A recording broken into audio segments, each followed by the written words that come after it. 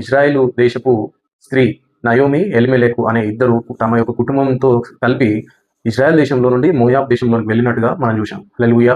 అయితే అక్కడ వెళ్ళిన తర్వాత ఏం జరిగిందంటే నయోమి తన యొక్క కుటుంబాన్ని, తన యొక్క కుమారులని, తన యొక్క కుటుంబాన్ని, తన యొక్క భర్తను కూడా కోల్పోయిన తర్వాత వాళ్ళు తిరిగి ఇజ్రాయెల్ దేశంలోనికి వచ్చినట్టుగా, ఇజ్రాయెల్ దేశంలోనికి ఎవరెవరు వచ్చారంటే నయోమి, రూతు, అంటే నయోమి యొక్క కోడలైన రూతు వాళ్ళు ఇజ్రాయెల్ దేశంలోనికి వచ్చినట్టుగా మనం చూసాం. హల్లెలూయా.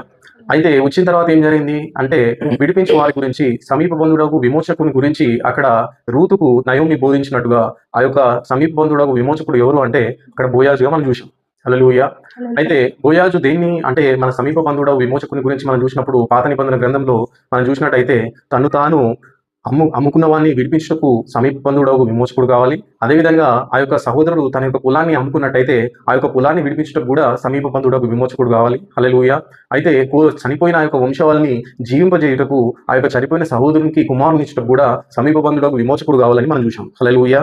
అయితే ఆ యొక్క మొట్టమొదటి కుమారుడు బోయాజుకు రూతుకు పుట్టిన మొట్టమొదటి కుమారుడు అది ఎలిమెలెకు వంశావళికి సంబంధించిందిగా ఎంచబడుతుందని మనం చూసాం. హల్లెలూయా.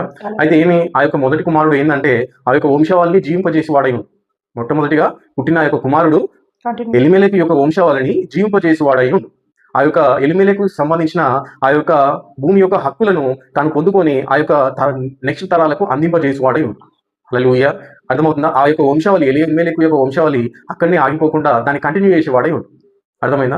అయితే ఇప్పుడు మనం ధ్యానించబోతుంది ఏంటంటే ప్రభువైన యేసుక్రీస్తు ద్వారా వచ్చిన ఆ యొక్క విమోచన గురించి ఇంకా స్పష్టంగా, ఇంకా లోతుగా మనం దాని గురించి ధ్యానించబోతున్నాం. హల్లెలూయా. అయితే ఇప్పుడు మనం ఎక్కడికి వెళ్తున్నాం అంటే ఆది కాండంలోనికి వెళ్తున్నాం. ఆది కాండంలో మొదటి అధ్యాయము 26వ వచనం చదువు. దేవుడు మన స్వరూపమందు మన పోలిక చొప్పున నరులను చేయుదము. వారు సముద్రపు చేపలను, ఆకాశ పక్షులను, పశువులను, సమస్త భూమి మీద ప్రాకు ప్రతి జంతువును ఏలుదురుగాక అని పలికెను. దేవుడు తన స్వరూపమందు నరుని సృజించెను.